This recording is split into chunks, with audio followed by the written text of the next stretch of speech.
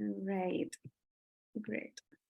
So welcome again for today's Early Career Bioethics Network event. So a quick brief note on our network. It's just last year we started, and we are very small but growing ECR community. We have around 90 members so far. And if you're interested and also want to initiate or organize or even co-organize some activities, do join us. And I'll just quickly put on the link soon on the chat box. So for today's session, as we all know, grant writing is an art, and of course an art of persuasion. And of course, more than, there is more to this, right? So in this seminar, we are expecting and we are hoping to learn from experienced scholars like Ruth and Jill, who have been successfully navigating the grant writing process, and also to give more insights from the larger, how the system functions. And yeah, so today's session will be, first Ruth will give a quick presentation, and then we'll have a Q&A for 10 minutes, 10 to 15 minutes, and then Jill will share her presentation, and then we'll have Q&A. And before I hand over to Ruth, I'll just quickly introduce Ruth. Ruth Horn is Associate Professor at the Talk Center in Nuffield Department of Population Health, University of Oxford, and Deputy Director of the Institute for Ethics and History of Health in Society at the Faculty of Medicine, University of Oxford. Ruth's research focus on ethical questions raised by medical practices and new technologies at the beginning and also end of life in different national contexts. Her research has been funded and supported by various organizations like European Council, Wellcome Trust, and UK Economic and Social Research Councils. So I'm sure there's so much of rich experience which Ruth has, and I'm looking forward, we all are looking forward for gaining more insights from you, Ruth. Over to you.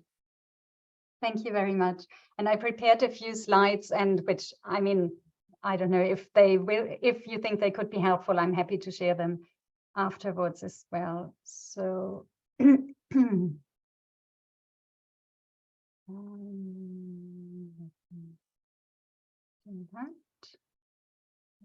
you see presenter mode now? Good. Okay. Well, thanks first of all for inviting me. It's very nice to share my insights or experience. I think maybe more experience than insights, or I don't know how many tips I can really give, because I find it really difficult to know what can be useful for others and what, when I think back, has been useful for me. And what I did is just trying to think about how I usually proceed when I write a grant, and what I have learned over time, where I know I need to pay attention to, and what is important to consider.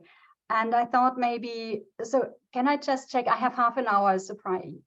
No, yeah, okay. Because I thought it might be useful for you maybe to see my personal trajectory as well, where I came from, what sort of grants I applied for, when they have been successful or not successful, and just to show you, give you a short insight into my academic life as well. So just to show you, it's a bit messy.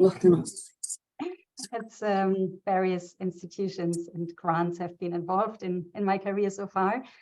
I started, so I was born in Germany, and I started studying sociology in Munich.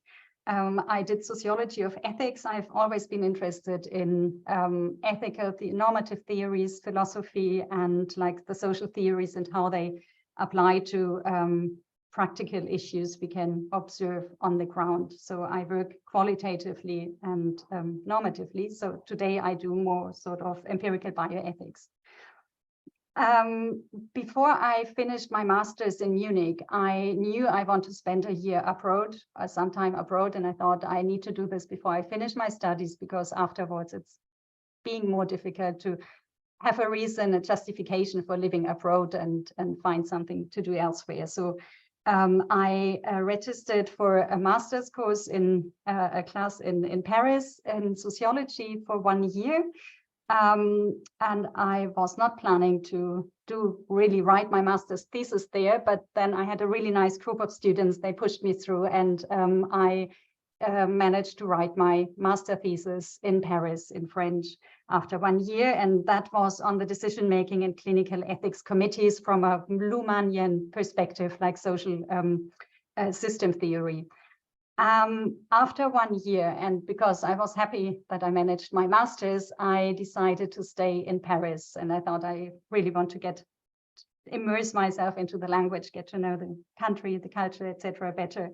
And I registered for a PhD in Paris, which was like, first I had to do a first-year PhD on which was a Master's of Research, and I did that on the euthanasia debate in France.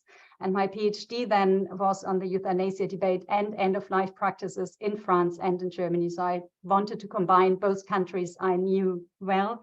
And for my PhD, then I applied for funding.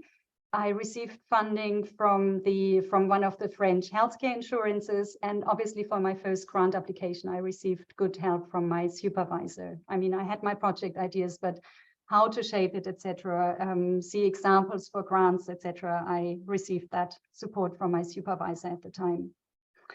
After my PhD in Paris, I wanted to continue on working on end-of-life issues. I applied for a grant I prepared a project on advanced decisions in France and in Germany. And I submitted 3 applications to 3 French funders because I wanted to stay in France. My PhD advisor thought that I should go abroad, and she pushed me continuously to apply also for a Marie Curie EC European grant. I didn't want to go and take on yet another country, immerse myself or struggle with a new language again. But I applied. So I submitted the project, more or less a similar project, to 4 funders. I first received response from the French funders. I had both fundings, so I could choose the one that paid a better salary.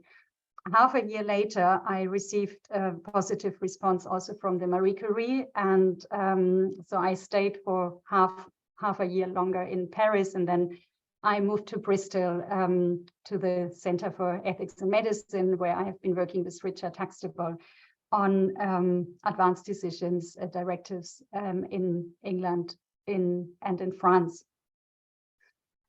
The Marie Curie funding was amazing. So I had a lot of travel and fun, and I used that time to get to know other research centers. I applied for a residency at the Hastings Center, where I spent 1 month.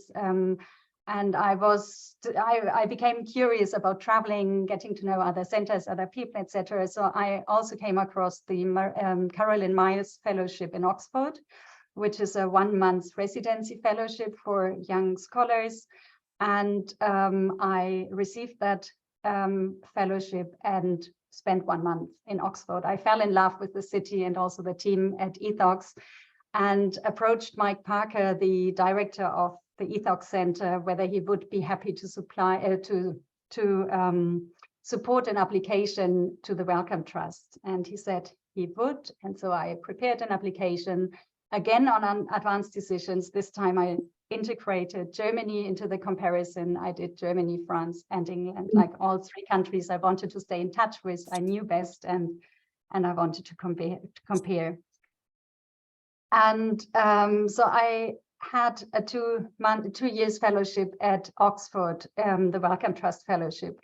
And at the end of these 2 years, I started thinking that after having worked for over 10 years on end-of-life issues, I would be very happy to move on into a new topic area.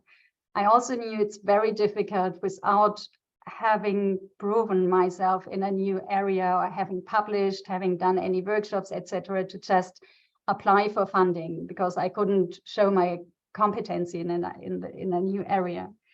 I was lucky enough that there was a job coming up in Oxford at the time at Ethox, a research position on a grant on prenatal whole genome and exome sequencing. And I wanted to get into the prenatal context. I wanted to move into genomics. I thought that was a new, challenging, exciting area of investigation. And I applied for this job, and I got this job. And this job gave me 2 years to really get into, or start getting into, the genomics world, get to know the literature, the ethical issues, etc. At the end of this contract, I then applied for I then prepared a grant on a project on non-invasive prenatal genetic testing in England, France, and Germany, because all three countries at that time had implemented policies to fund NIPT through their public health schemes. I submitted the project to the Wellcome Trust for an investigator award.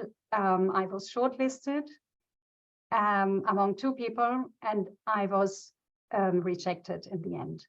I resubmitted the same grant to the ERC, the European Research Council. Again, was hopeful that it might work, but I was again unsuccessful. And by then, my level of confidence was pretty low. I waited. I waited for another year. I got bridge funding in Oxford, so I waited one more year to see, and I prepared another grant on another genomic, like on the implementation of genomic medicine in France and in England, which I applied again to the Wellcome Trust for an investigator award. This time I was, I think, again shortlisted, and I didn't get the grant. So by then I was pretty much down, and I found this time incredibly difficult to be 2 years without my own grant, because in Oxford, in our department, it works like you have to secure your own funding for your own position. At that time in Germany, NIPT became finally implemented in the healthcare system. And I thought, okay, this project is still, I wrote this project 2 years ago. I still think it is a very important project, and someone needs to do that comparative work. I didn't see anyone else doing a comparison on this using qualitative methods and comparing the three countries. So I thought, okay, I try one more time and then I give up, I leave academia or whatever. I don't know. I was really bitter at that time. So I submitted my grant again to the, this time to the UKRI, Economic and Social Research Council in England. And the pandemic came, and 2 months into the first lockdown, I received the email from the ESRC that my grant was successful. So suddenly even the pandemic became a good and bright thing for me. Before I received the fellowship, I already applied for a small grant to go for 3 months to Paris for a research residency.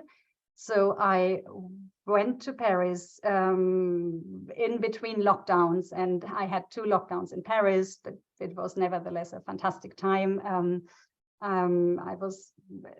And during that time, I received an email out of the blue from a colleague I haven't known very well. I met her twice before, saying that she just received a professorship in Germany and asking whether I would be interested in moving back to Germany, to Munich, and start developing a new team with her. And I first didn't want to, because I thought I'm not ready yet to leave Oxford. I knew at some point I want to leave. I just had my new grant.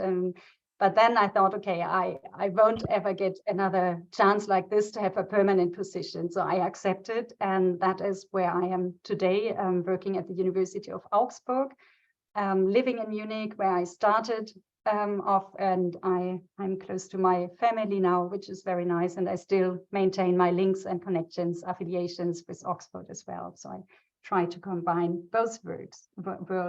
So this very short insight into my own life and grant trajectory is just to show you that you can be very successful for some time, but you need to know that, I think possibly everyone will at some point, maybe not everyone, but most people at some point will be unsuccessful when they apply for grants. And I think this is what I wanted to get across. First of all, that what I present now is first based on my very own experience, and definitely it is not a recipe for successful grant writing. As you have seen, I failed 3 times as well. I struggled for 2.5 years. I couldn't cover my own salary. And so what I wanted to say is that I think, as in academia generally, it is important to know that you have to be resilient. You have to build resilience. You have to, it's like when you submit papers. It feels like a slap. You put in a lot of effort to do something well, and then people reject it. Or you might be even really close, you're shortlisted, and you really hope that you might get the grant, and you don't get it. So I think one of the first things to know when whatever, generally academia, but also when you apply for grants, is to know that you have to be prepared for failure. And I think it is really important and I know from my own experience, it is almost impossible, even though you rationally, you know, it is not your personal failure, it's nothing to do with you personally. I think it is really emotionally, it is really difficult not to feel just crap and not to feel like a big fail personally. But I think if you can, it is important to try to keep in mind that it is nothing to do with you, because there's just whether you get a grant or not. I mean, being shortlisted means the grant was good enough to be considered for full funding. It is just, I think often it is a chance how you perform in the interview sometimes, or what the funders in the end think is the more exciting project. So it's nothing, not necessarily to do with the performance of your project or the interest of your project. It is just chance. And I mean, the funder has a certain amount of money, and you get it and you don't get it. So this is something I think important to keep in mind. However, when you prepare a grant, and my PhD advisor, she put a lot of emphasis on not ever rushing anything I prepare for in academia, whether it is a paper or whether it is a grant proposal. Always do as good as you can. And even when the deadline is tight, don't try to just submit something because you think you try your chance. Just, I think, take your time and prepare a project that is as good as you can do. Because people who sit on the committee who will read your project, either they know you already because it's a small world, and it's like the topic area might be small, or you might meet people later on in your life. If you haven't met them, I met a few people sitting on my committees and interviewing me. I met them later in life again, and I was glad that I did a good job in preparing a good grant application. So I think it's important to show that you're a rigorous and good researcher.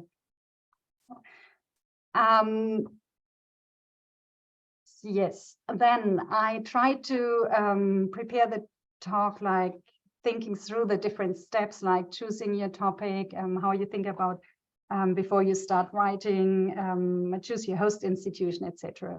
So to start with, I wanted to say that when you choose your topic and think about what you want to work on for the next 2 to 5 years, it is really important that it is not only a topic you think is sexy enough to get funding, but it is really important that it is a topic you yourself are excited about, because you have to spend a certain number of years.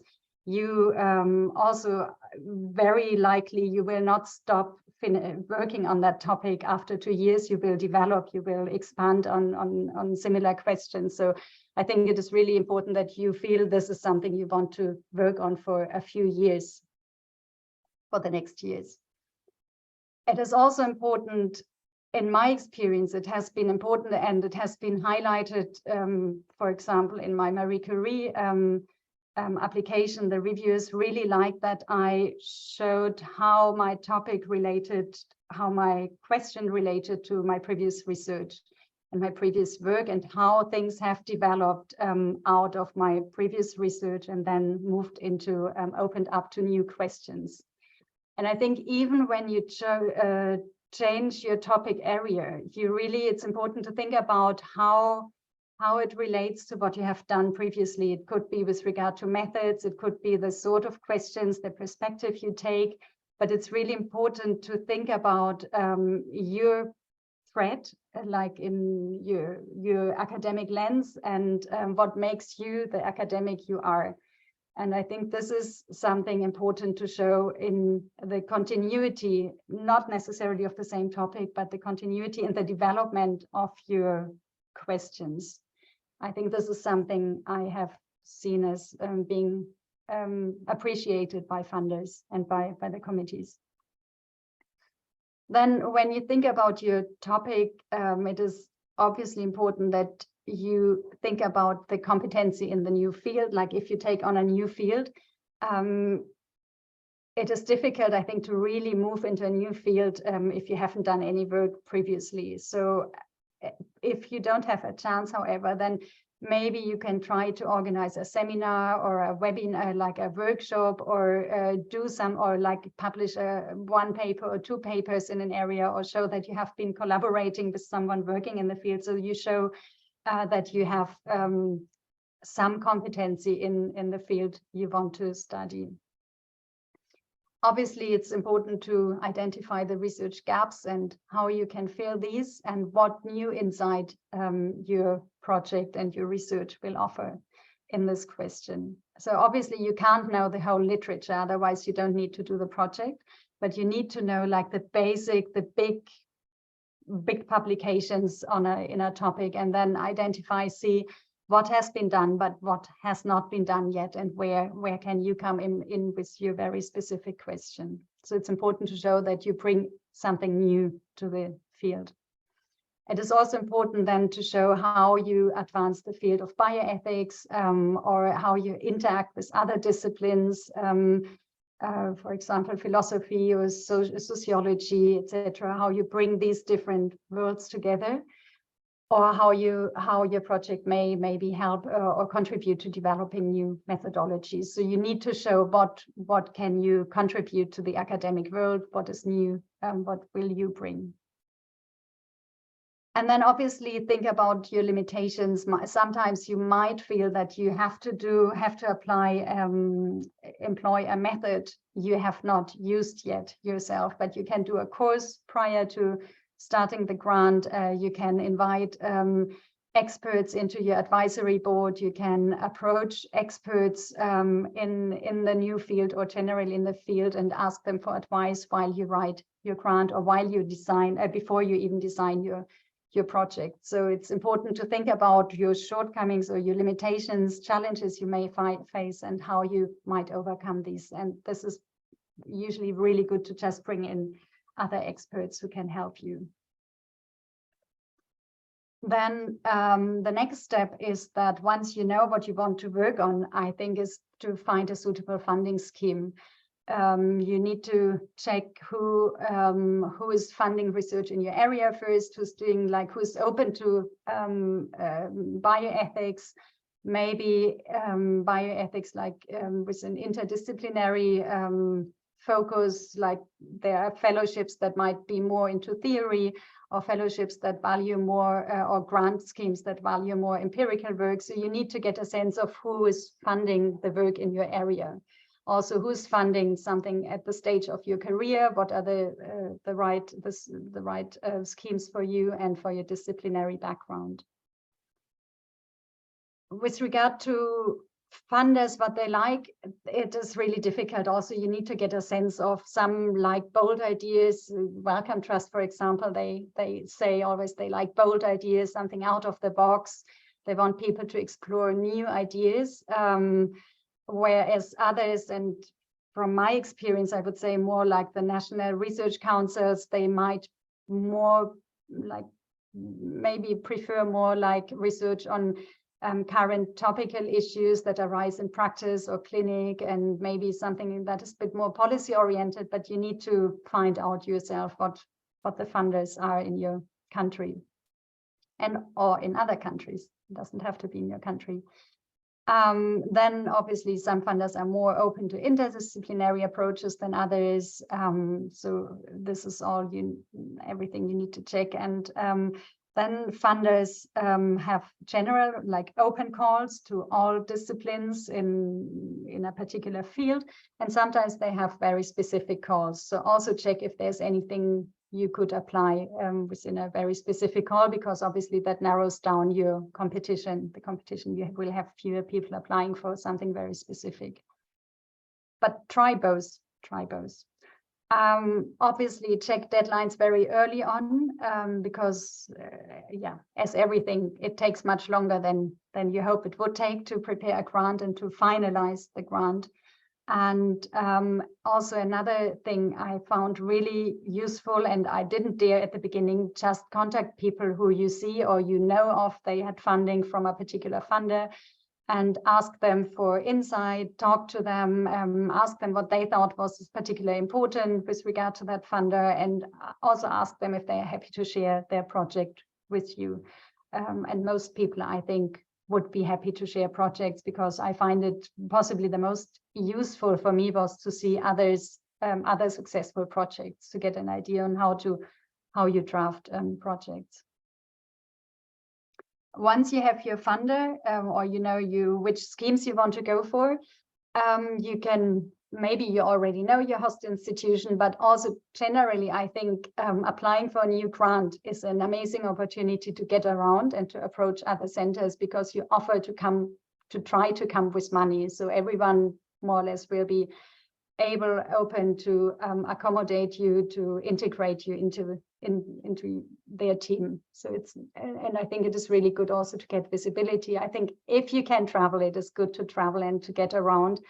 Obviously, it depends on family and other personal circumstances, whether you can open up to new countries or also just within one country and travel around. But I think it is very enriching if you can.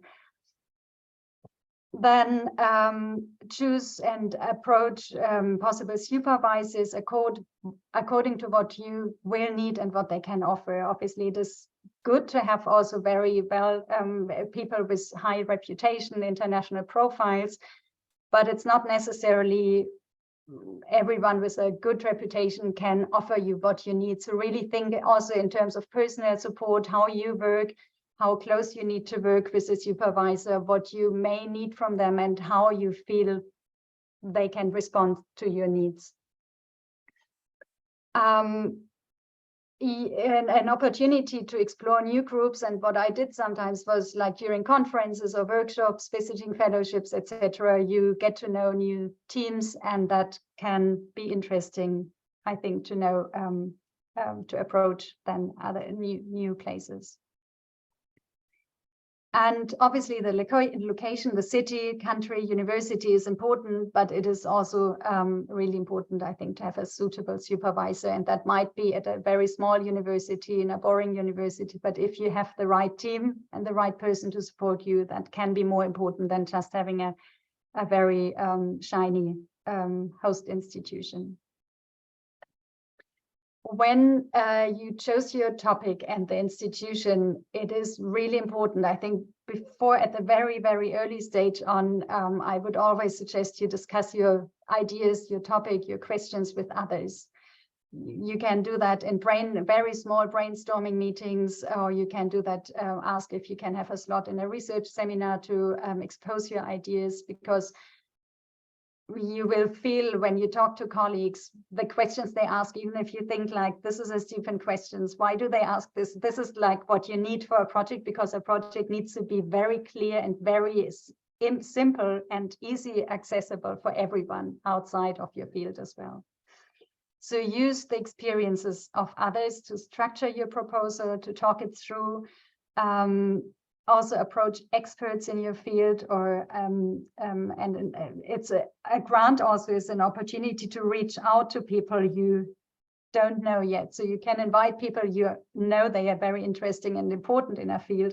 You can invite them either on a supervisory team if you have space for several supervisors, or in the advisory board team of your grant. So I think this is nice to.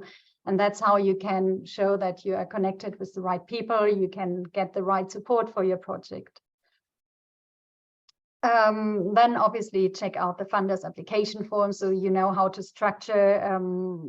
Everyone wants the project to evolve in a different way. So it's really good to also check that very early on, how you're going to structure your project. And be realistic. Of course, you may have many ideas, but narrow down your focus. Know that you have to, particularly for early career fellowships, you do the research on your own. You don't usually you can't apply for a team. So you apply for your own salary, and you need to narrow down your focus. You really need to think about what can you do within that time frame. And also very important, which I, again, didn't dare at the beginning, you can approach the funder, and they really, really like to talk to people. They really like to know people who then submit a project. They are personal people. They are like real life people behind the submission schemes and the horrible forms and masks where you have to put in your information. And their job is to support good research. So they are really happy to talk to people. You can always email them and write, and they can help you maybe shift the focus or help you. Also, sometimes they are happy to help and see what they think is better for their scheme.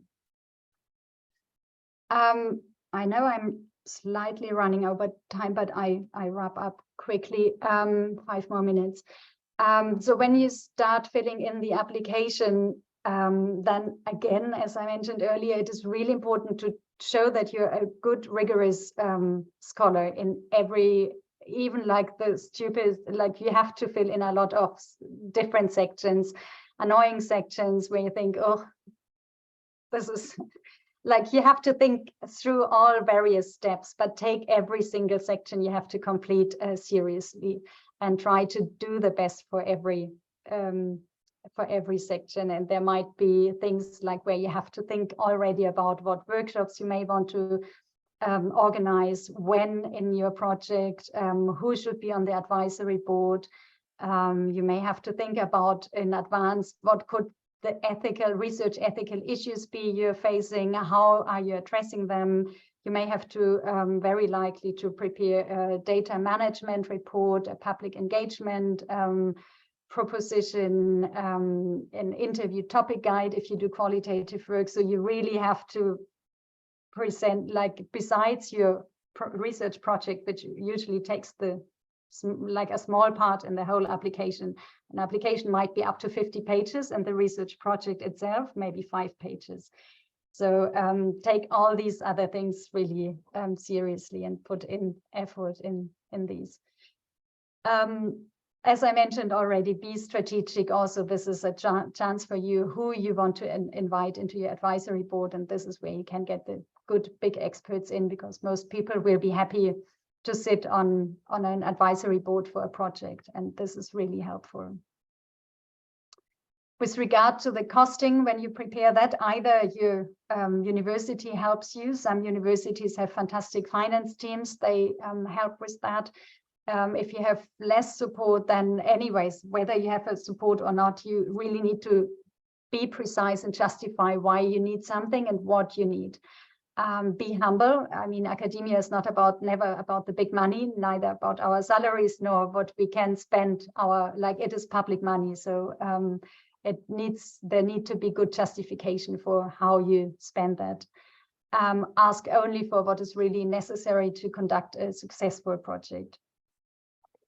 And show that also you're thinking about the most cost-effective and sustainable options, like with regard to flying, traveling, etc. So funders, obviously, they have their policies about sustainable funding as well. When you have a first draft, again, ask colleagues, read and comment on their draft. Ask colleagues as much as possible to ask questions, and then and take these questions in and try to address them as much as possible. And obviously also ask colleagues and past supervisors for support letters. And finally, I just want to say again, plan for enough time, because the writing, the reviewing, and the formatting takes, as for your PhD, you possibly will all have experienced, like once the PhD is written, the formatting might just take almost as long as the writing process of the thesis. So plan for enough time, and also know that it's not only your time, it's not only your own deadlines, but you have to, because you need others' help, you need to send things early on to others, because you can't expect people to read your project.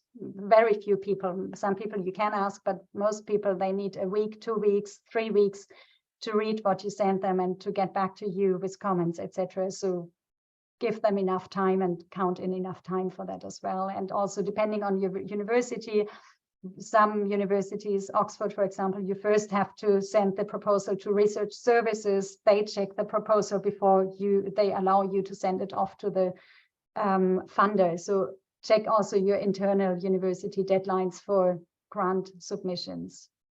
Yes, and I think that is, I just try to brainstorm what I thought was important. And I mean, as I said at the beginning, this is all very personal, and I don't know if this was helpful, if this can be helpful for others, but these are things I try to consider, and I have learned maybe so far. Yeah, that's it. Then please ask questions. Great. Thank you so much, Ruth, for like showing this, the whole way, how the step-by-step process. But more importantly, what I really liked is you being actually vulnerable and also sharing your insights into your personal journey and also with the research journey along with that. So it's really helpful to see through that. If you have any questions, please either you can put it on the chat box or just unmute yours. Okay, great. There is a question here. Tess, please. Thanks again. Yeah, just as Supriya said there, Ruth, for really giving us like a proper insight and not just, certainly not sugarcoating it in any way. I had a couple of quick questions. One about in terms of the kind of career trajectory that you're talking about, and kind of the idea about, we have this like set idea about career progression where you go from being on someone else's grant, maybe being a postdoc with, the institution's money or some other research project, and then onto your own fellowship, and then maybe onto, I don't know, tenure track or something if you're lucky. But it seems like, so you didn't take as much of a linear approach, and you were on someone else's project for the prenatal testing project. And I was wondering, like, how do you think that affected you and your career? And do you think that in the end it was a good thing for you? Yes, but I mean, I started off my grants, like I always had my own funding from my PhD on. So I always secured my own money. And I think, and again, this is not general. I think some people, as you say, some people are first on other people's projects and then develop their own projects. In my case, I found it very helpful. And I think at the beginning, it helped me getting funding because they saw that I already managed to get my own funding early on. So I think that helped as well. To be honest, I think it really depends on everyone, on the opportunities that come. If you finish your PhD and there's the opportunity to get onto someone else's project, then obviously take the opportunity. In the end, you need money. If you have time and your university offers bridge funding and you have time to develop your own projects right after your PhD, take that opportunity, of course. In my case, after having had my own grants and then I wanted to change topic area, that was when it was, in that case, it was really good for me to be on someone else's grant because, as I said, I didn't feel like I could, and I still don't feel like I could apply for something where I have not shown that I have done some work in that area. I don't feel like I could suddenly apply for a grant on neuroethics if I have not done anything in the field. I mean, maybe neuroethics with regard to genomics now, or like having a strong link with what I've done previously. But suddenly choosing a new topic area, I would not dare submitting a grant application, I think. So it can be very helpful to be on someone else's grant, to use that time to gain more insight and knowledge in a new area when you want to change.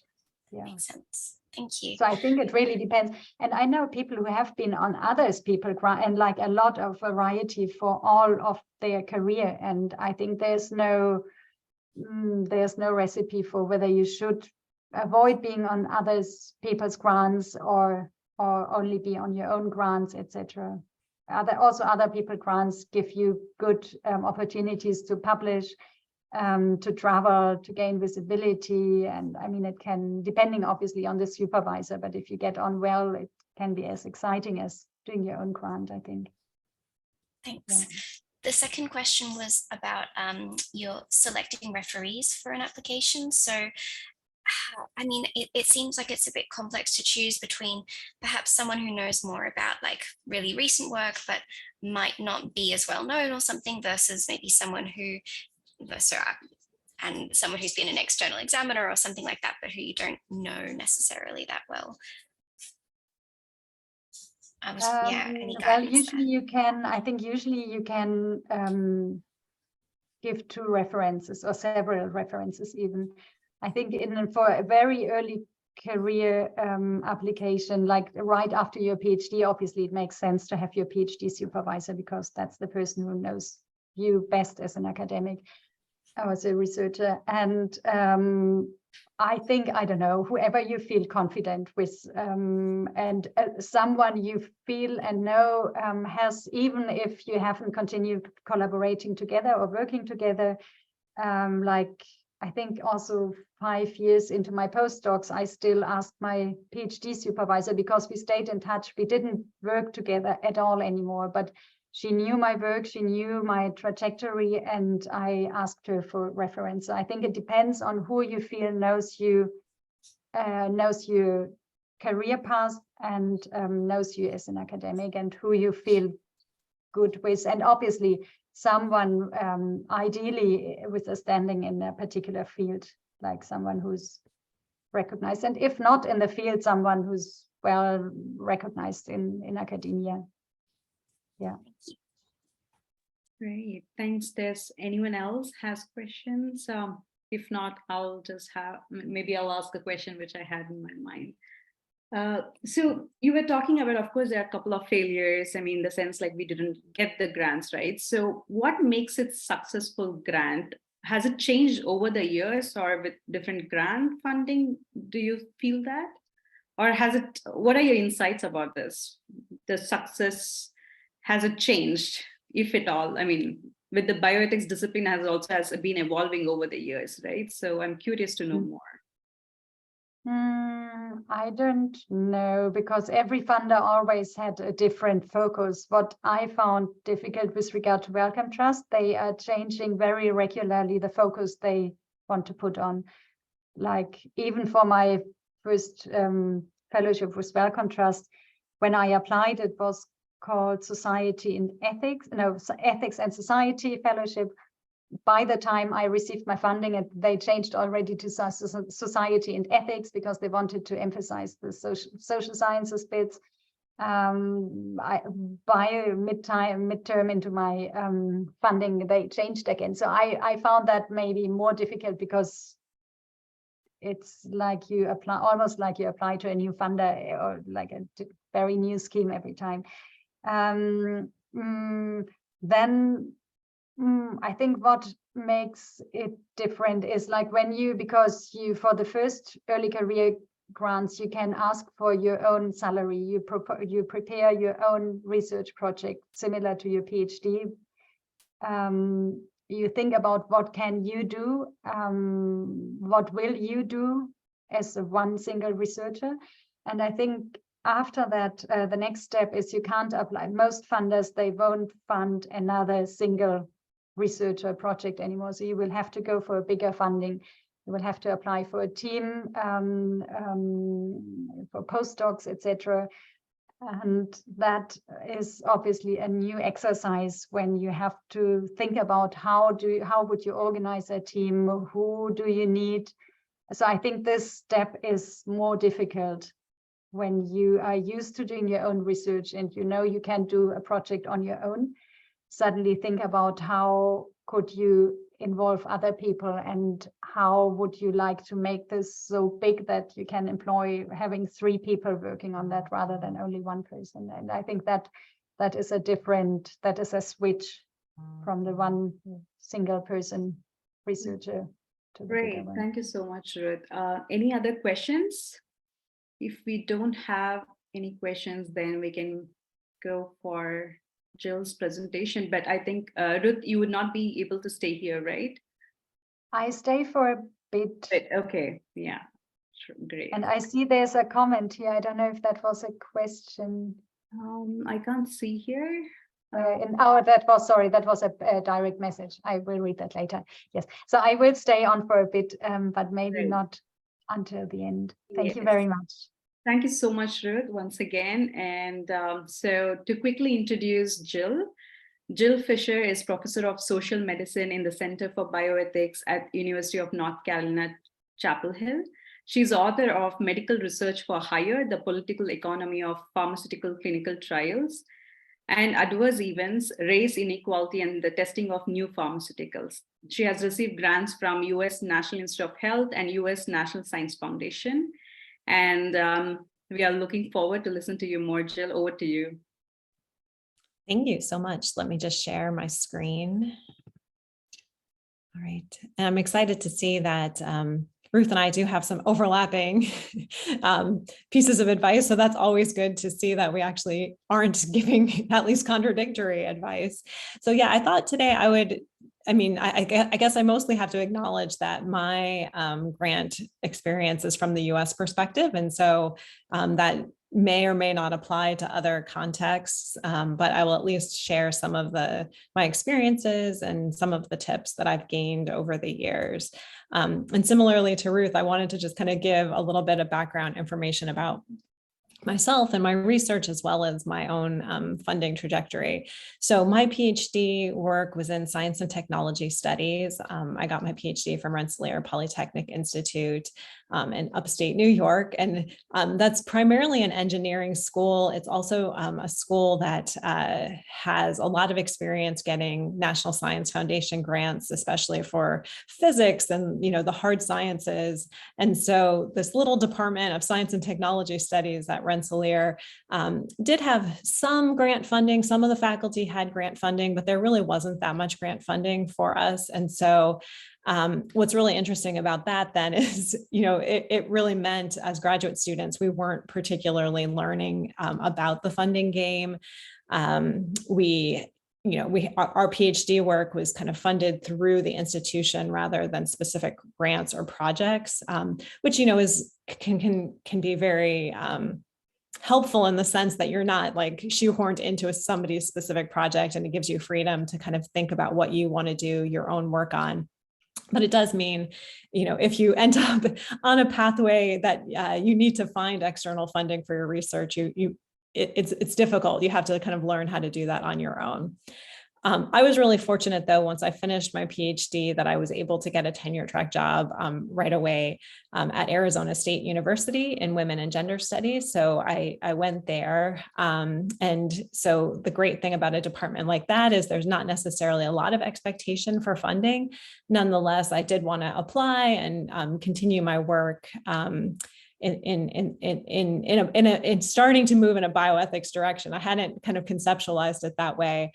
And I'll show the grants in a moment that I received. But as I started kind of thinking about my own career and the kinds of things that I wanted to study, it became clear to me that I really did want to focus on kind of ethical issues in medical research and thinking about clinical trial participation in particular. And so after 3 years at Arizona State University, I moved on to a tenure track job at Vanderbilt University in the Center for Biomedical Ethics and Society. That was a medical school appointment. So that was a rude awakening for me in terms of moving from this model where your position was funded. If you got grants, that was wonderful. People were really happy with you, to a position where you were expected to get funding. And if you weren't getting funded, people were very unhappy with you. And so that was a pretty scary move for me, because I think I was a little bit naive, not only about what the funding expectations would be, but also how easy it would be to receive funding for my projects.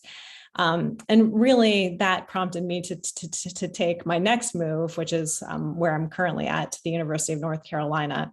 So I moved from this bioethics center at Vanderbilt to the Center for Bioethics at the University of North Carolina. But the big difference was, even though they're both in the medical school the University of North Carolina has a department of social medicine. So they actually have a department with sociologists and historians and philosophers and people who do work like mine that look more like me.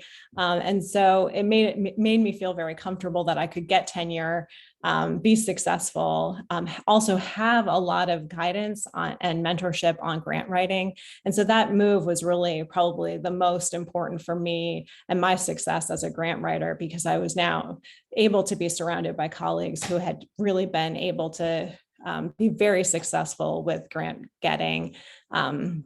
And be able to provide me feedback about my own work, kind of like what Ruth was saying about sharing your proposals and all of that, that it really wasn't until I got to UNC that I was able to have that network of local colleagues who could help me in that way. So I think, another challenge sometimes is kind of integrating your own background and your training. There aren't that many programs of PhD programs in bioethics.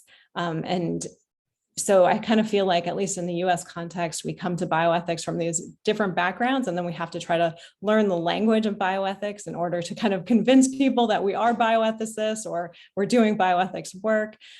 So for me, it was kind of the process of trying to bridge what I had learned in my training in the sociology of science to the field of bioethics. And so for those of you who are unfamiliar with STS or the sociology of science, this is really kind of taking the framework that science is a social activity that's influenced by culture, politics, and economics. And of course, this is critical to bioethics, but being able to show what that really means for kind of the ethical implications of a new technology or medicine, clinical practice, I think is the key. And so for my own work, I've kind of focused on doing empirical research, primarily qualitative ethnographic work on clinical trials to kind of show what are sort of the ethical issues that emerge on the ground in these contexts. So I sort of positioned myself, or when I'm brave enough to say that I'm a bioethicist, which is not every day, I kind of think of myself as doing evidence-based bioethics, where I'm really trying to not just kind of grapple with problems that we think are out there, but really identifying what's really happening on the ground. What kinds of problems do we need to be concerned with? So thinking about my grant writing background in particular, so I want to first show my successes. So I've been able to get almost $6 million in funding from the National Institutes of Health and the U.S. National Science Foundation. And the reason why I spell these out, the different grants that I got out, is I'm going to come back to it in a moment when I talk about my advice for how to think about which grants to go for. But the very first grant I got was actually for my dissertation research, which is what led to my book, Medical Research for Hire. And this kind of goes back to Ruth's advice about getting in touch with people at the funding agency. Like I said, my mentors, the faculty at Rensselaer and STS really didn't have very much grant getting experience. The experience that they did have was with the National Science Foundation. And suddenly I was applying for a grant from the National Institutes of Health. And honestly, the program officer couldn't have been more generous, more helpful in guiding me through the entire process. And there's absolutely no way that I would have gotten that funding if I hadn't right from the start contacted that person, asked for his advice. And he even read a draft of my proposal, which is, I mean, kind of, I still can't believe it to this day, and gave me advice on how to improve it. So, I think you don't necessarily know how much help somebody is going to be able to provide or the ways that they're going to be able to help. But it is, I think, really critical to get in touch with people and kind of see the extent to which they will offer help. And if they offer help, let's definitely take them up on it. Then from there, I have gotten some smaller scale exploratory grants, large scale grants. So my largest grant to date was 9 years of funding with an extra 2 years of no cost extensions, which basically means I hadn't spent all the money that they gave us in the 9 years. And so I needed some extra time to spend it. That was mostly due to the pandemic, but in any case, so these different mechanisms kind of mean not only do you have different amounts of time for your grants, but also what the scale and scope of the project you're proposing is. In the US, there's also the opportunity for like these small kind of quicker mechanisms for getting grants. And they're really sometimes hard to find, but I just wanted to highlight the bioethics supplement here. So sometimes there are these like little pots of money that you can add on to people's existing grants. That could be one of your own grants or a grant that a colleague may have. And so, for instance, the National Institutes of Health, I think the National Science Foundation has these supplements as well, have these opportunities for bioethics capacity building. So you could pair with somebody who already has a grant and potentially get this, 1 year pot of money to add something of a bioethics nature to a grant. And so, they're not necessarily advertised as well, but I think these are really great opportunities for the field of bioethics, because sometimes you can really propose something really meaningful that could be accomplished pretty quickly in a year. And the turnaround time on finding out if you're funded is actually much quicker too. So yeah, so there's some interesting mechanisms like that. So I'm going to now turn to my unfunded research.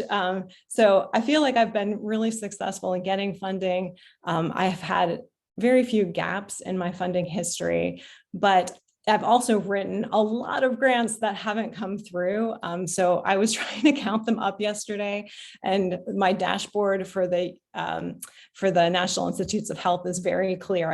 And it's color coded. It's almost rude the way that they have it. Like you could see all these red unfunded proposals to really highlight your failures. And so there were at least 10 that I counted, including some resubmissions that, just grants that I wrote and I didn't get. And the US National Science Foundation locked me out of my account, so I couldn't count as easily how many I didn't get, but I knew just from my folder of grants that I'd written that there were at least 5 that I didn't get.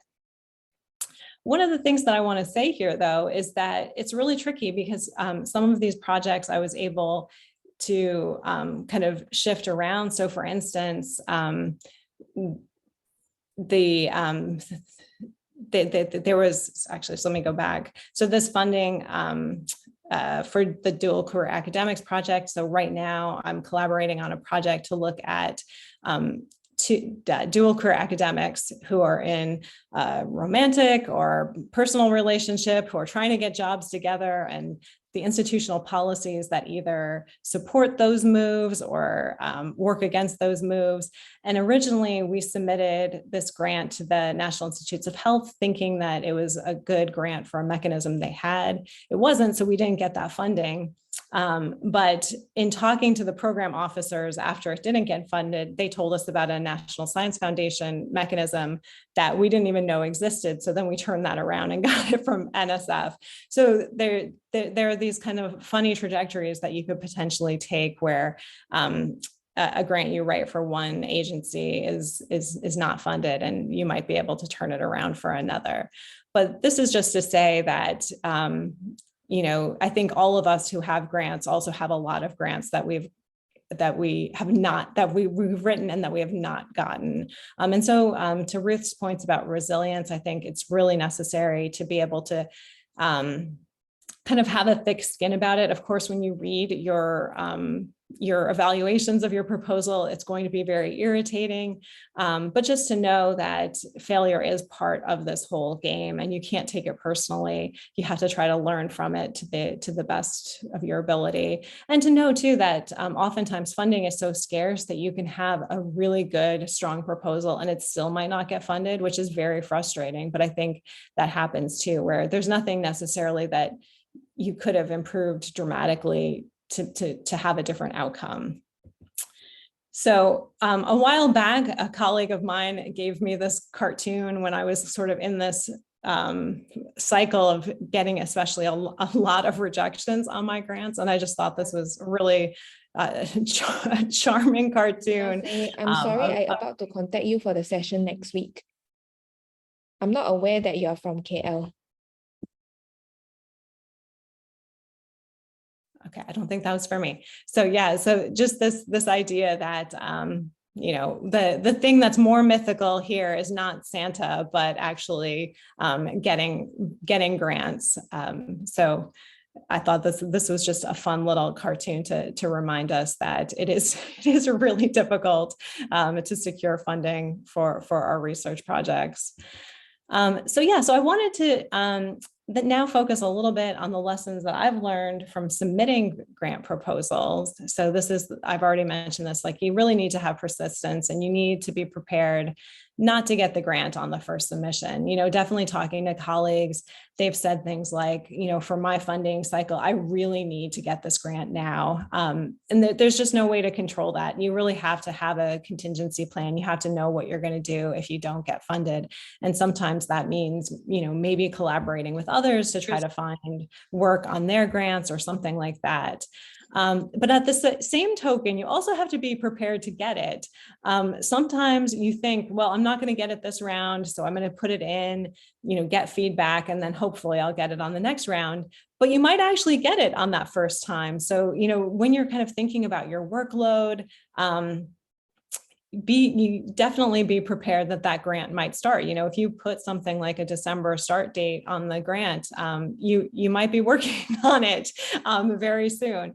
So, you know, I think that's also a big piece of it, that think about, you know, what you have capacity to do, and definitely don't apply for grants just because you're kind of anticipating that you might need one farther out. Like, you need to be able to know that you can actually do the work when it gets funded, if it gets funded quickly. And then I also wanted to really emphasize that you do need to find the right grant mechanism for the project. And so this could mean a whole bunch of different things. So on one hand, it could be, you know, as simple as like what kind of budget is allowed for grants. You know, so if you're looking for something that's going to pay for your entire salary, that might be a different grant mechanism than a grant that's just going to pay a portion of your time. So it could be something like that. But it also could be, you know, what's the kind of scale and scope and expectations that reviewers will have for that specific grant mechanism. And I'll return to that in just a minute. Or finally, you know, what kind of grants actually are designed to support early career scholars, and what kind of advantages do you have as an early career scholar or a new investigator for these different grant mechanisms? So I'm going to go back to my slide about the grants that I've gotten. And what's really interesting here is, so the National Institutes of Health have this R21 mechanism. They're called exploratory grants. They're not particularly designed for early career people. They're just kind of small scale funding. I like them as an ethnographer. The two R21s that I've gotten have funded ethnographic work that I've done. So I like them because they work well for a single investigator model. There are plenty of funding for one person to do an intensive qualitative project. But they're not necessarily designed for new investigators or early career people. And what I've learned over time is a lot of times grant reviewers who are reviewing both these small grants, these exploratory grants, with the large scale grants. So in the NIH parlance, these are R21s versus R01s. They're actually evaluating them the exact same way. And that's really unfortunate. The reviewers are told to have different criteria to know that exploratory grants are exploratory, that you don't need to have as much preliminary data, you don't need to have a big team. But I think a lot of times reviewers have a lot of trouble shifting focus. And so what I've seen, both as somebody who's submitted these grants, and I've submitted more R21s unsuccessfully than any other grant mechanism, but also from being a reviewer on these review panels, that they're actually so much harder to get, even though you're asking for less money than the big grants. And then on top of that, at least for the National Institutes of Health, there's no advantage to being a new investigator or an early career scholar and getting an R21. versus these big, large scale grants where they actually give extra points or have a different funding pay line for early career scholars versus new investigators. And so I feel like for my career, one of my breakthrough moments was when I stopped applying for R21s and wrote this grant, the R01, which did take me, I did get it on a resubmission as opposed to the very first submission. But I do feel like suddenly realizing that was what really helped me be more successful, because now the grant reviewers were actually reviewing a large project as a large project instead of a small project, and how it wasn't going to necessarily change the field. And I was a new investigator, and I was able to kind of get that extra bump, so to speak, as far as the program officers giving me that extra credit to say, yes, we want to fund an early career person, we want to fund a new investigator. And so that was really, really helpful. And some of that, like, you can't know unless you talk to a lot of people, and I think the program officers are particularly helpful for that. So yeah, so finding the right mechanism for the project does also mean you kind of have to be aware of sort of the larger political economy of this grant getting, to know, what's the right type of grant, not only for the project, but for your career stage, for how reviewers actually review these proposals, et cetera.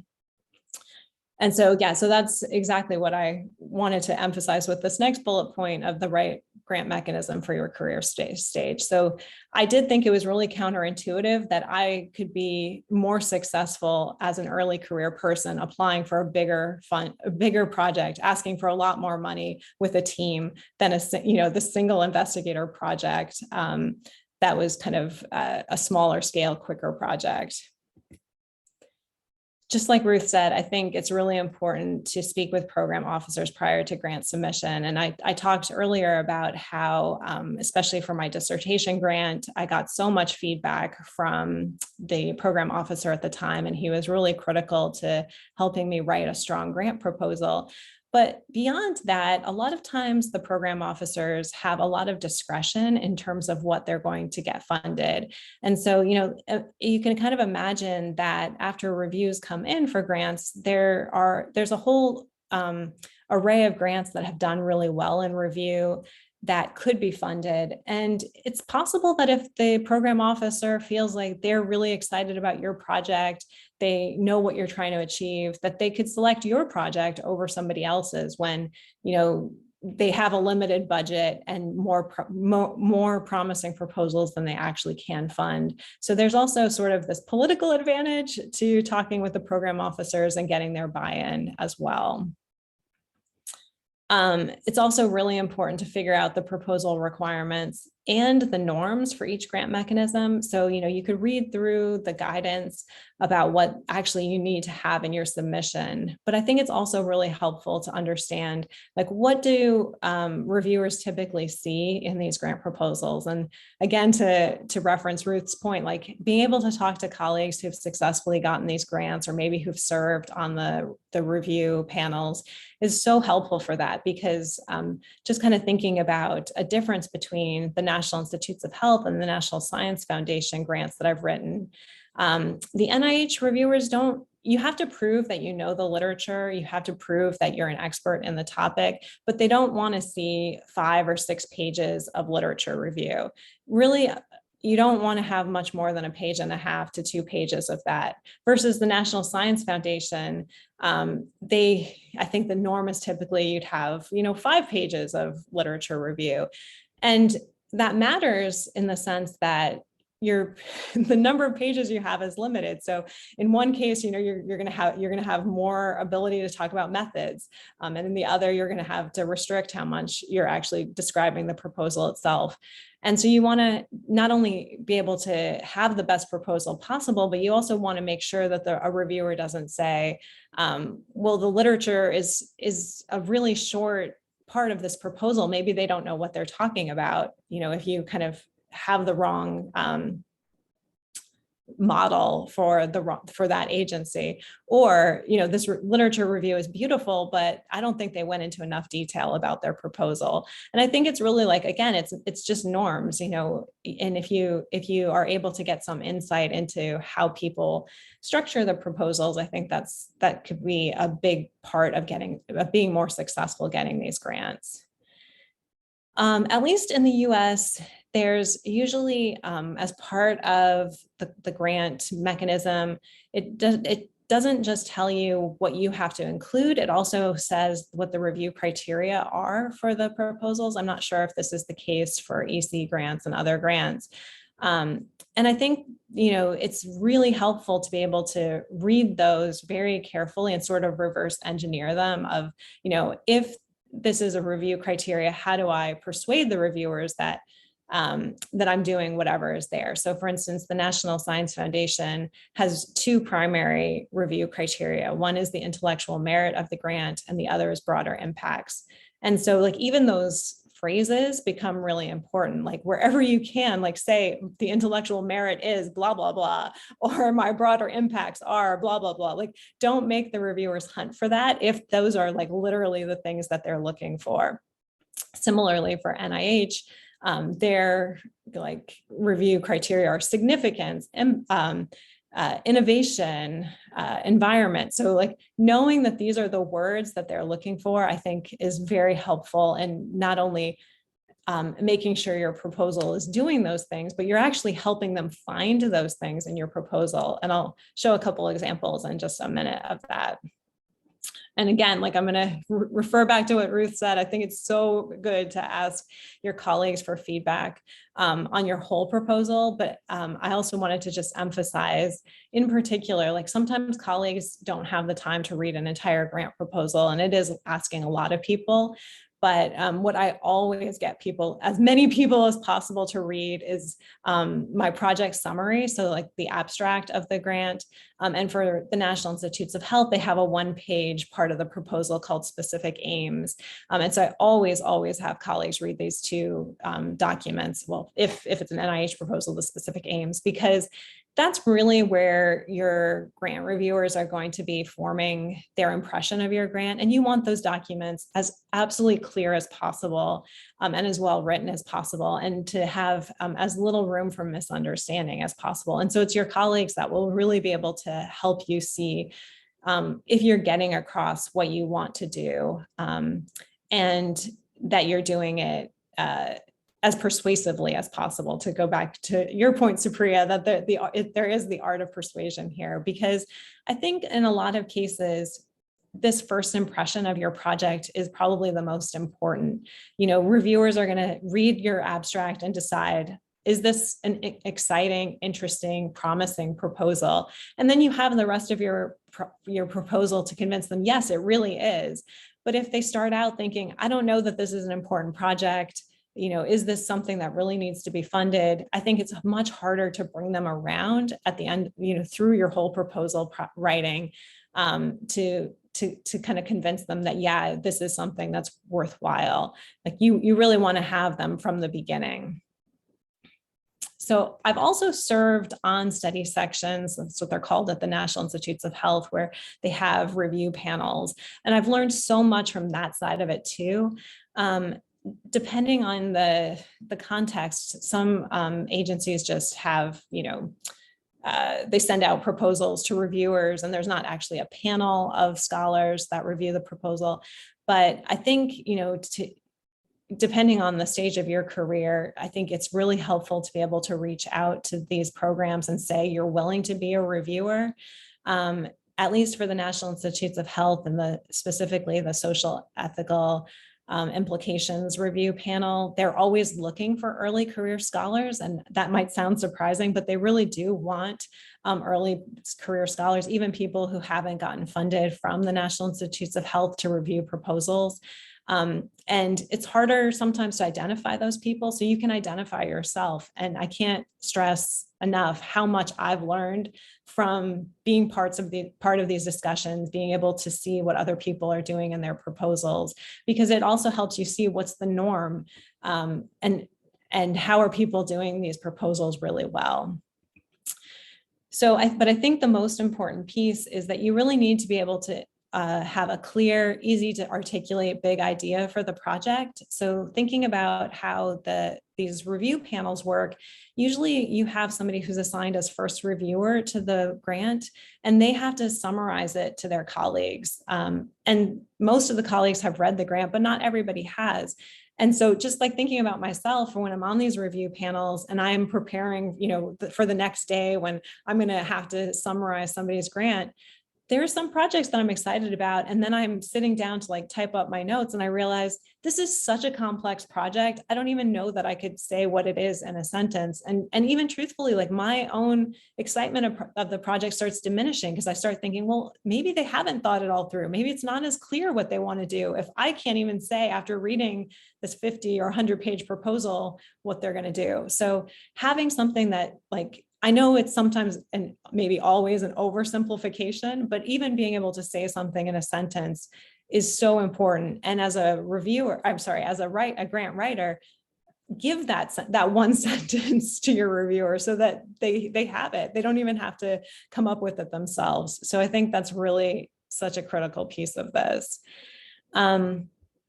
Ruth talked about finding the gaps in the literature, and I think that's really important too. You definitely don't want to be duplicating other people's work or doing something that's just not needed.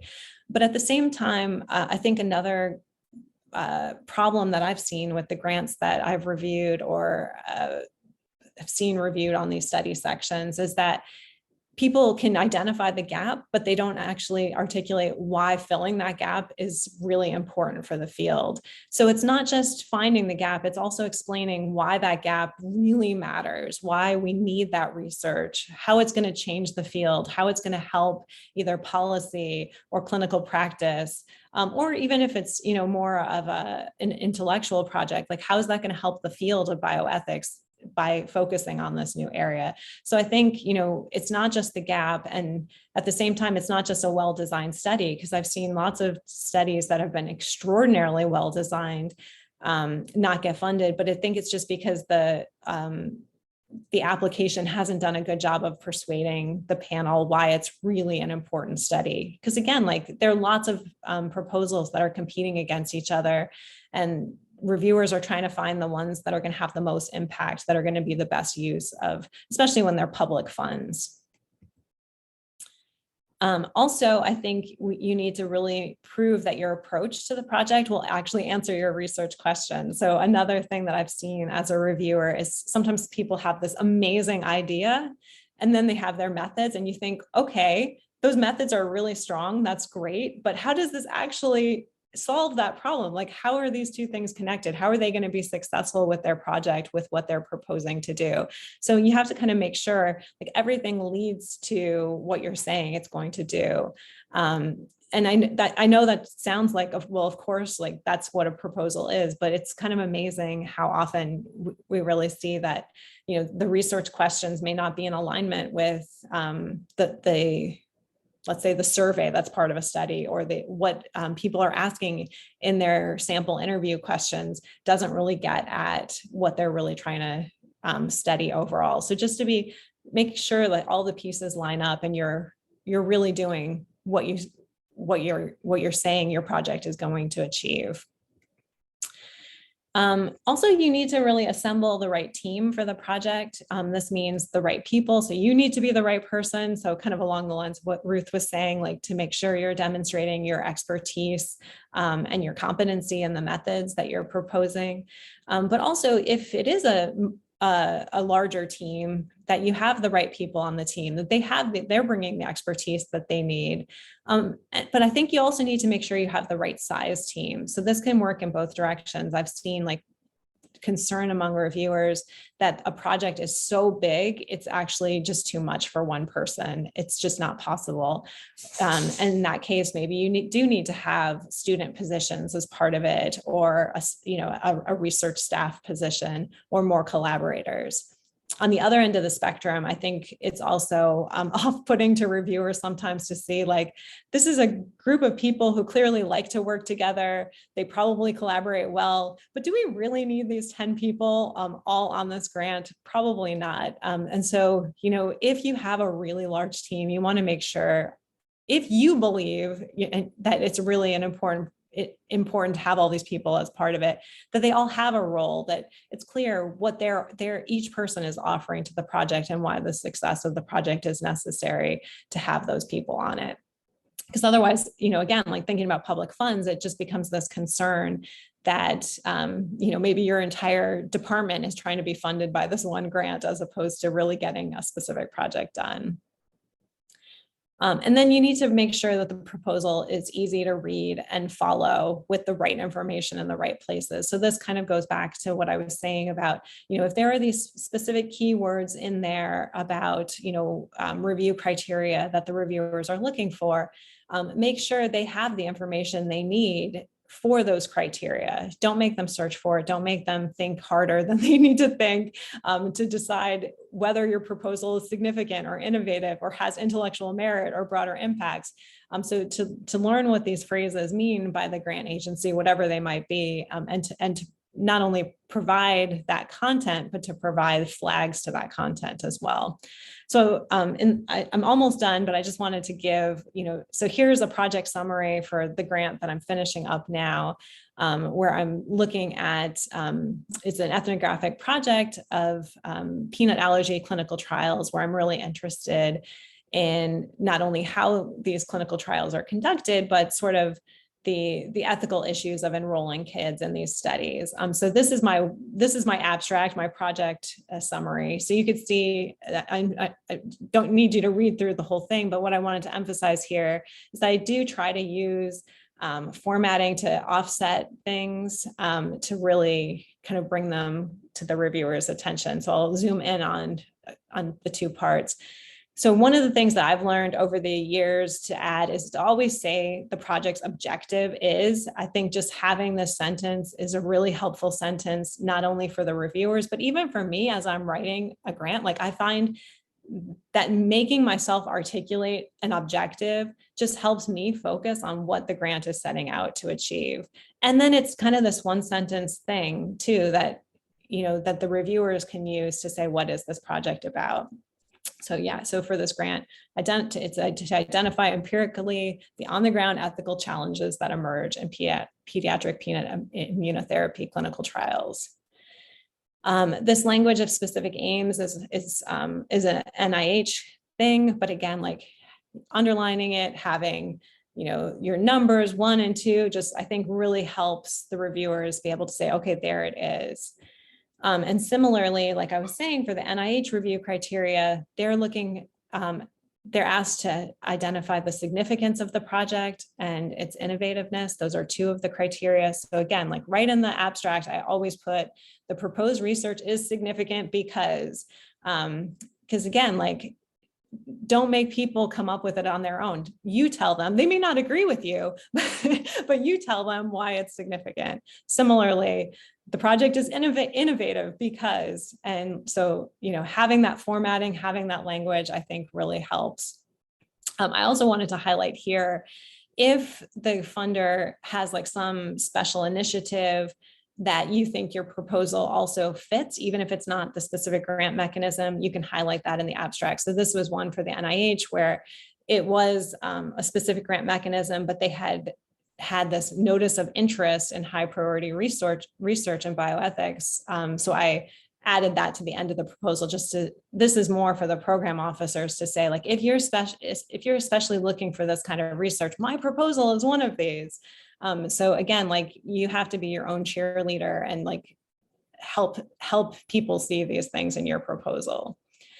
So the other big one pager from these grants, as I said, was the specific aims for these proposals, for NIH proposals. So again, you know, I tried to do formatting with even including bolds and italics and underlining. Like, you don't want to overdo it, but you know, things that help draw the reader's eye. And so again, like, kind of thinking about what I was saying about you don't want to just have identify gaps in the literature or in the research, but you also want to emphasize that there's a need. So I started using this sentence of there's an urgent, oops, I forgot this is a picture, not actually text, but yeah, I actually started using this sentence of there is an urgent need.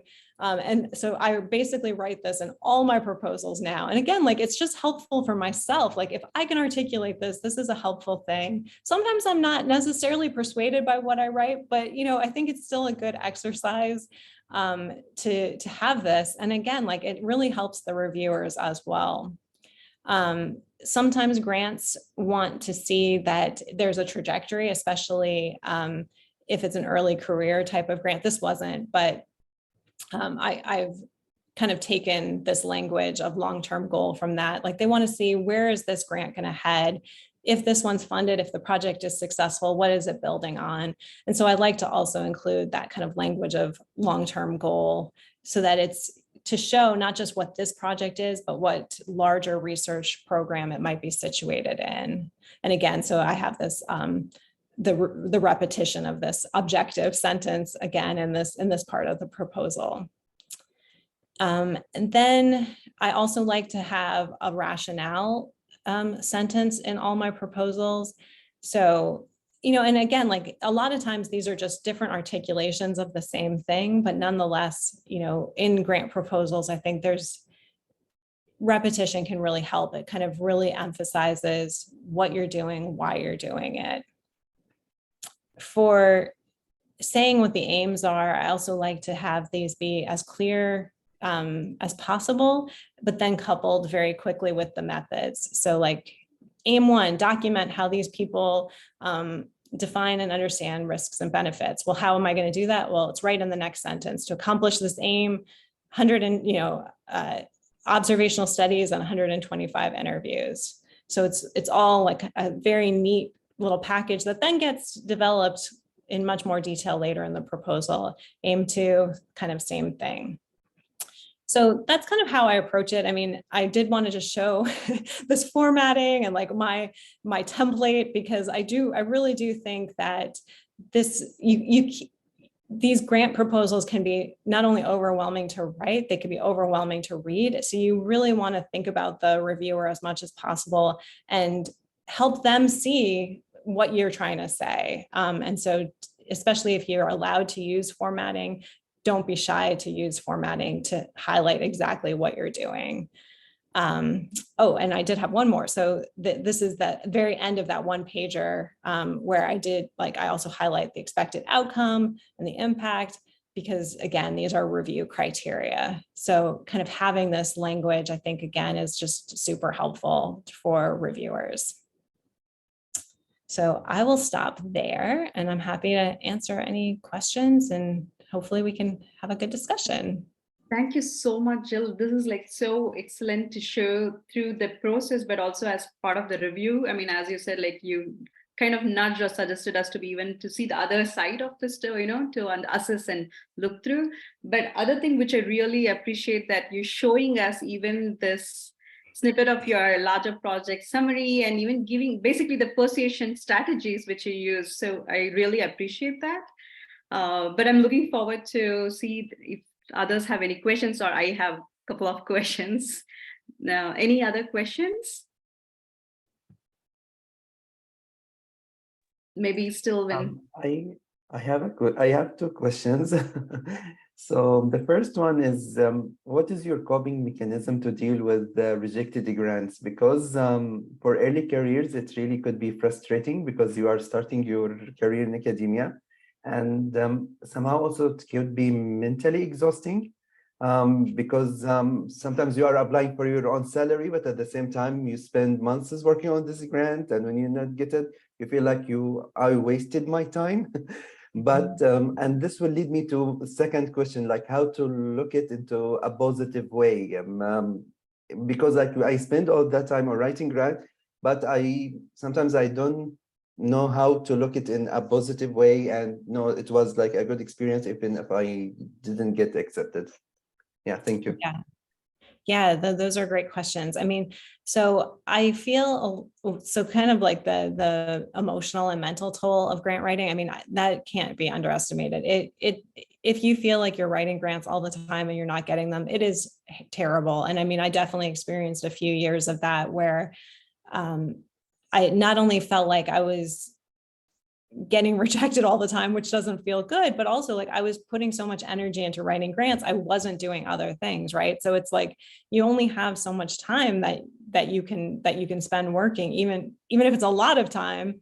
And so like one of the things that I have since started to do, kind of thinking about this, is I try to see opportunities to use some of the work from grant proposals to try to get publications out. So especially if I think that it might even potentially help my chances of getting a grant proposal if I'm able to publish something. But like a lot of work goes into writing the background section, thinking about the literature, making an argument for why this research is necessary. So I've been trying to be more strategic of thinking, okay, if I'm going to spend this time and effort working on a grant proposal, maybe I can get a publication out of this. And truly, it's much easier to get a paper published than it is to get a grant proposal. So at least then I kind of feel like somebody will publish this. It won't be completely wasted labor. And like just even thinking about the years I spent writing grants for pediatric oncology, and I never got one of those grants. And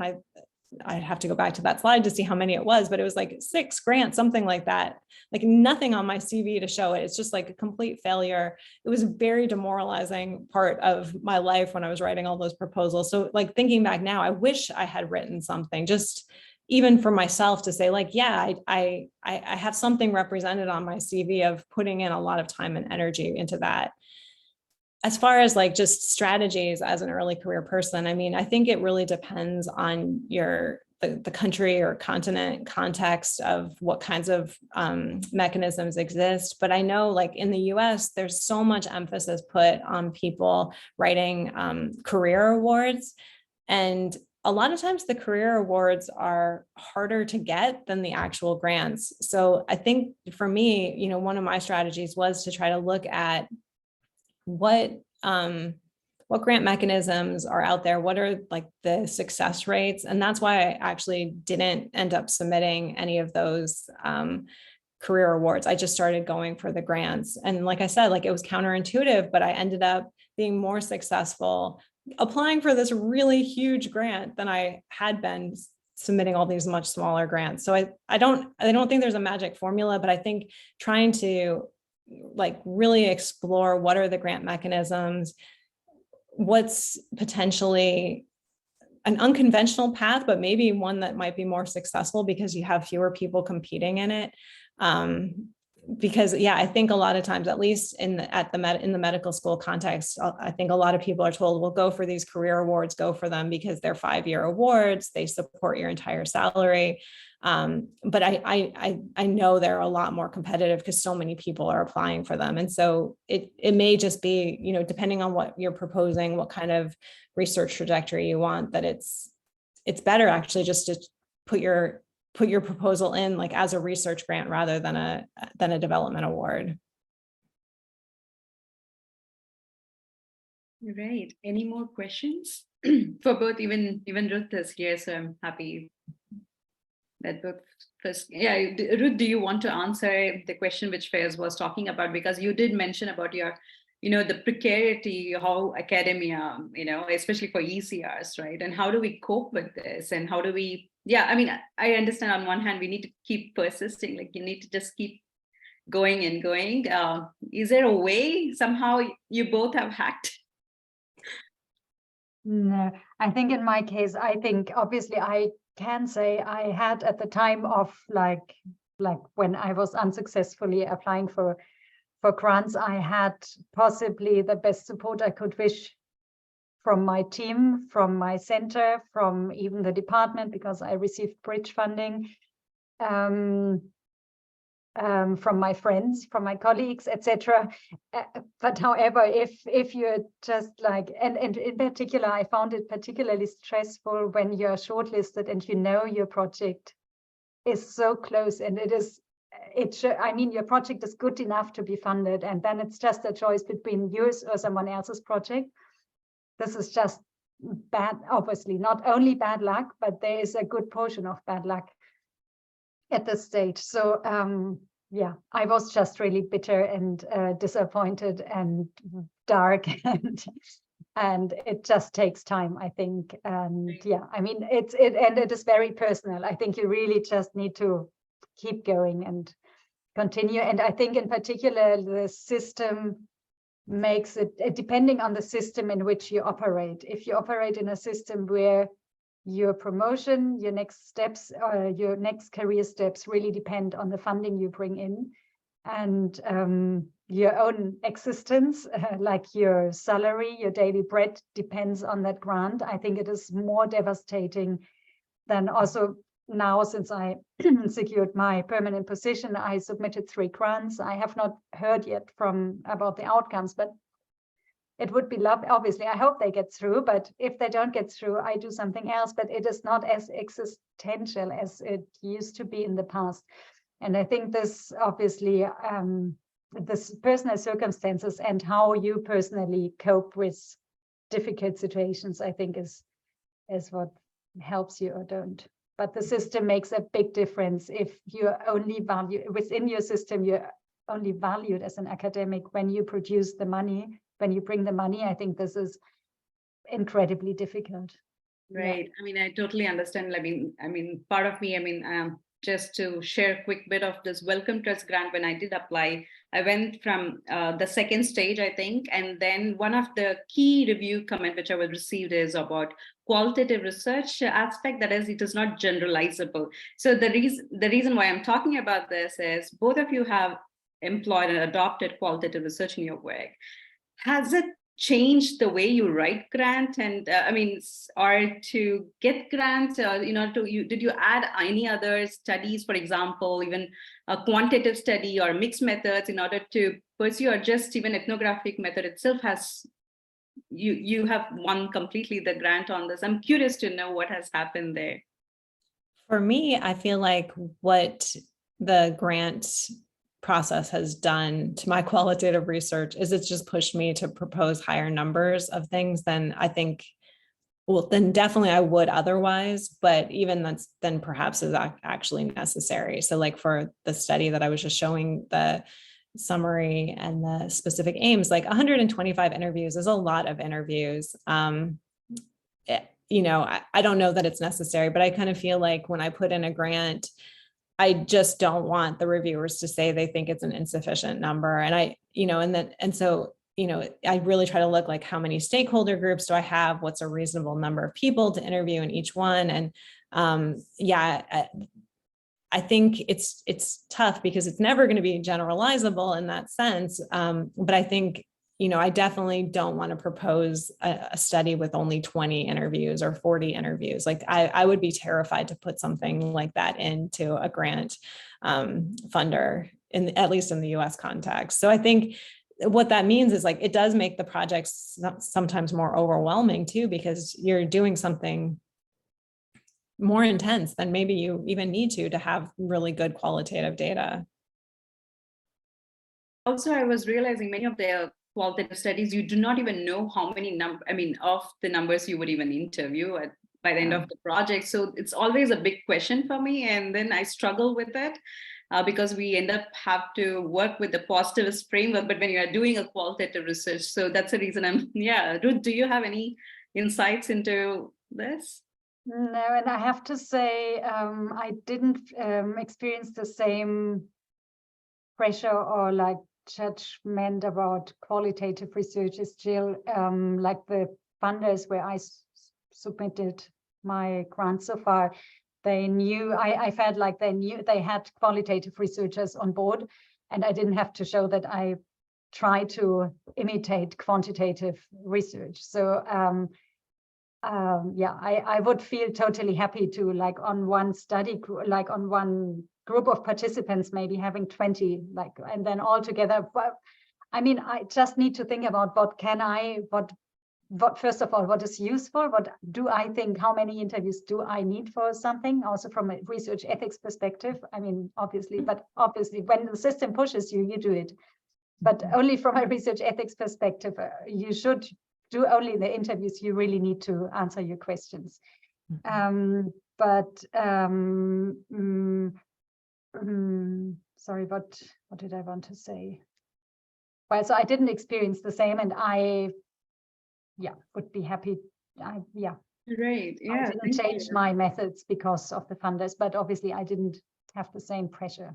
Right. Is there any other questions, or if not, then I could say two other things, Supriya. So one thing is like on the note about, should you add a quantitative component to your project? I think, if you kind of get pushback from or feedback from a grant review that they don't think qualitative is rigorous enough or justifiable, I think there is always the possibility of adding a quantitative component, but I sort of hesitate with that because I feel like there has to be something worthwhile about it. Like what do quantitative methods get you that's important to you, that's worthwhile to do it? And I definitely have seen mixed methods proposals as a reviewer where I do feel like the quantitative part is just added on because the person thinks it's necessary and it doesn't have value. And then that works against the person. So, I think it's really hard because for a lot of these panels, there's mixed expertise. And so you have to both worry about what do the non-qualitative people think of your proposal, but you have to also think like, what do the qualitative people think? So it's a fine line to tread to try to please both in that sense. So if you're going to add a quantitative component, like really think through why you're doing it, what value it has, and that it's designed appropriately. And there have been studies where I've done mixed methods and I think they've been successful, but they're like kind of on my own terms that I'm doing it. One other thing, I wasn't going to share this piece of advice, but I will. Sometimes with reviews, not necessarily who reviewed your proposal, but like who the panelists are. So let's just say so it's an NIH panel, like, the 12 people who are on that panel. You don't know who actually reviewed your proposal. But as a grant writer, you could potentially guess, or at least whittle down who the possible suspects are. And so one thing I have never done, but I've contemplated doing is you can kind of see who's the most resistant to your work on the panel, or you can suspect who is. And one sneaky way of not letting them get your grant proposal again is to create a conflict of interest with them or their institution. And so this really is a sneaky piece of advice, but for instance, if you keep feeling like there's this one person who's preventing you from getting funded, of course, you don't want to collaborate with that person because you probably hate them by now if you've been rejected a few times. But if you collaborate with somebody at their institution, they're no longer able to review your proposal because they have a conflict of interest. And so I haven't had to use that as a way to try to do it. But for some of these, these review panels where you have the same people over and over again, you really are kind of banging your head against a wall, like submitting another proposal because somebody, for whatever reason, is really against the work that you're doing. And so there are ways, as crazy as that is, to like make it so that person isn't assigned to your proposal. And like the best way to do that is to say, well, this, like basically creating a conflict of interest for them. So that's a possibility. I throw that out there in case anybody has that specific experience where that's a potential strategy, but I think it would work really well. Great, thank you. I mean, this has been so inspiring listening to both of you, like Ruth and Jill, for sharing both your personal insights, but also the whole system ways of navigating this and sharing a quick, I know it's a very limited time. I'm sure there's so much to say and talk about this, but thank you so much for your time.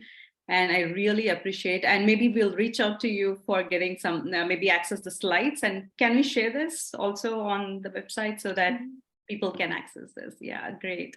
So thank you once again. And thank you everyone for being here. And we look forward for the next session of Early Career Bioethics Network. And thanks again. see you all, and Thank hopefully you. have a nice day and have a good afternoon and good night for me. Bye. Thank Thank you. you very much. Bye. Bye. Bye. Bye. Bye.